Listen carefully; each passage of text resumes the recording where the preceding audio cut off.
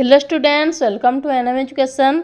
आज वीडियो रे तुम चतुर्थ श्रेणी साहित्य कलिका बहिर टिकी टिकी पद्यर अभ्यास कार्य आलोचना करिबा।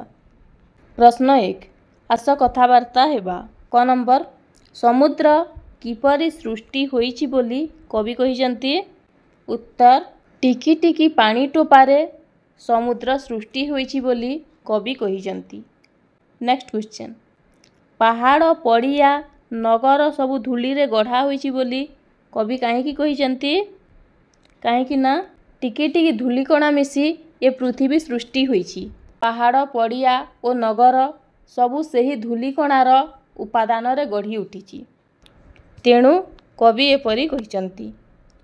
ग नंबर, जंगल किपरि लोकमानंकर उपकार करुछि। उत्तर, जंगल रे भरी रहिछि अनेक मूल्यवान गछ। सेही गछ सबु लोकमानंकर उपकार रे लागि थाए। मनुष्य जंगलरू खाद्य, वस्त्र, बासगृह पाई उपादान और औषध आदि अनेक मूल्यवान पदार्थ पाई थाए। क नंबर, तोफा करंती खिति पदटीर अर्थ कौन। उत्तर, खिति कहिले पृथ्वी, तोफा कहिले उज्ज्वल। तोफा करंती खिति पदटीर अर्थ हैला पृथ्वी को उज्ज्वल करंती, अर्थात टिकी टिकी अनेक तारका राति रे आकाश रे उदित होई अंधकार नाश करी पृथ्वी को उज्ज्वल करंती। व नंबर, दयामयंक चर कहिले कौन बुझा जाए। उत्तर, दयामयंक चर कहिले भगवानकर दूत को बुझाए। जेउ लोक अन्य मानंकु दया भाव देखाए से ही केवल ए पृथ्वी रे दयामयंक चर रूपे परिगणित हुए। च नंबर, कौन कले आमर जीवन सार्थक हेबो। उत्तर, जीवन काल मध्य रे टिकी टिकी महत् कार्य करी अन्यर उपकार साधन करि पारिले आमर जीवन सार्थक हेबो। 2 नंबर, जेमिति टिकी टिकी धूलिकणा सेहीपरि टिकी टिकी लगाई आउ केतोटी पद लेख। कौन हबो।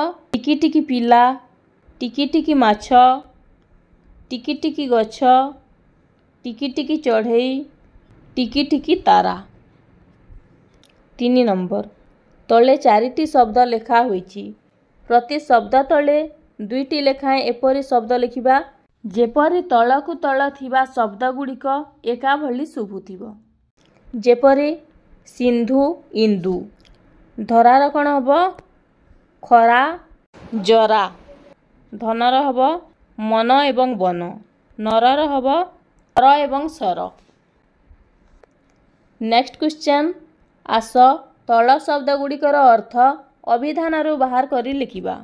धरार अर्थ हबो पृथ्वी, खितिर अर्थ मध्य पृथ्वी, तोफार अर्थ हेउछि उज्ज्वल, सुगतिर अर्थ हेउछि भल गति, विनाशीर अर्थ हेउछि दूर करी, मर्त्यर अर्थ हेउछि पृथ्वी।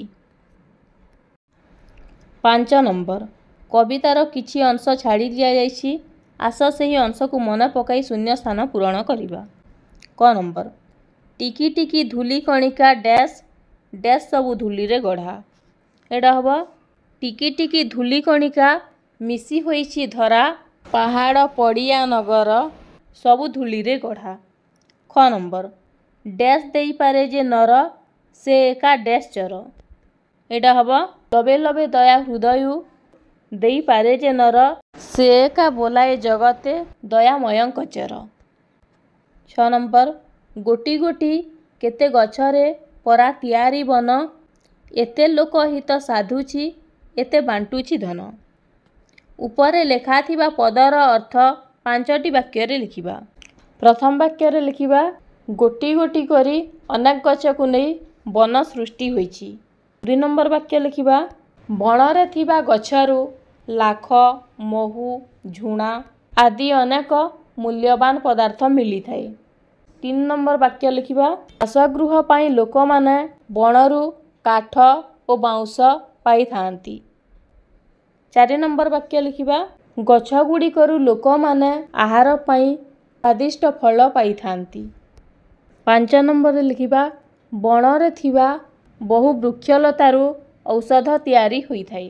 एहीपरि बण निजर मूल्यवान संपत्ति को लोकमानंक हित साधन पाई वितरण करिथाए।